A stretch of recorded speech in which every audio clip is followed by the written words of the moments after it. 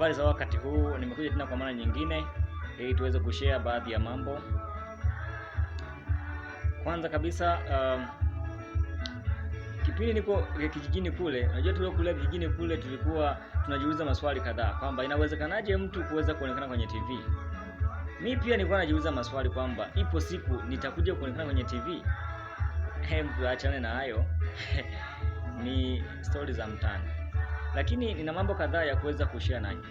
Kwanza kabisa namshukuru na nitoe pongezi za dhati kwa Waziri Mkuu wa Tanzania Mheshimiwa Kassim Majaliwa Kassim kwa maono aliyoko nayo ambayo alimfanya mpaka kazungumzia suala la wahitimu wote wa vyuo vikuu walioko mtaani waweze kwenda VETA kwa ajili ya kuchukua kozi mbalimbali ambazo zitawasaidia katika kutatua changamoto zinazowakabili za ajira.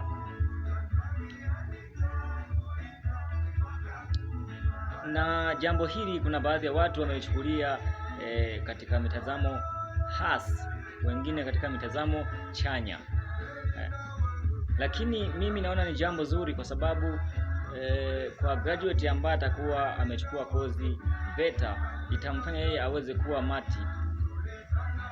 Atakuwa na chance ya kuweza kufiti katika maeneo tofauti tofauti kutokana na ujuzi aliokuwa nao ambao ataupata VETA, lakini pia hata ule ambao atakuwa nao kutoka chuo kikuu. Anaweza kaswichi kokote kule ambako kutakuwa kuna fursa. Hivyo atakuwa na possibility ya kuweza kupata mahitaji muhimu yale ambayo kila binadamu atakiwa kuyapata. Maana kuna muda graduate anapokuwa mtaani akitegemea tu ile elimu aliyoipata chuo kikuu, anaweza kukosa hata chochote cha kufanya na akajikuta hata yale abocha hana.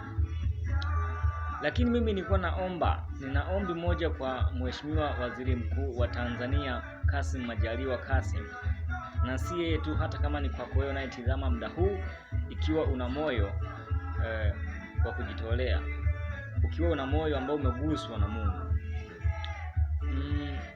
mimi ninaomba ndugu Mheshimiwa Kassim Majaliwa Kassim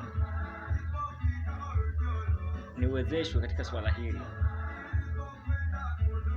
Naomba kusoma kozi ya udereva, driving course VETA ya miaka 2 au 3 ili niweze kuwa na ujuzi wa hali ya juu wa kuendesha magari tofauti tofauti.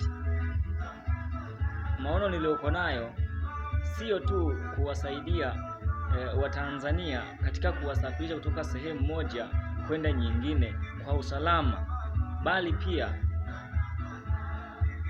ninayo maono ya kuwasafirisha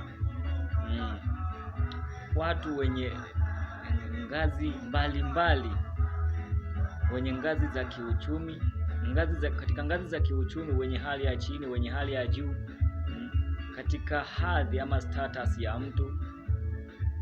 Kuna watu ambao wana status kubwa, kuna watu ambao wana status ndogo katika jamii ama katika uongozi, katika sehemu yote ile. Kwa hiyo mimi nina maono ya kuweza kuwaendesha ama kuwasafirisha Watanzania wenye ngazi tofauti tofauti kwa usalama wa hali ya juu, lakini pia nayo maono ya kuwasafirisha hata watu wakubwa kwenye nchi hii ya Tanzania. Nahitaji kuwa miongoni mwa madereva ambao watakuwa miongoni mwa wanaosafirisha watu wakubwa katika nchi hii ya Tanzania. Kwa hiyo ninaomba Mheshimiwa uweze kunisaidia kwa swala hilo, na nitashukuru endapo ombi langu litafanyiwa kazi na itakubaliwa. Naipenda Tanzania. Asanteni sana.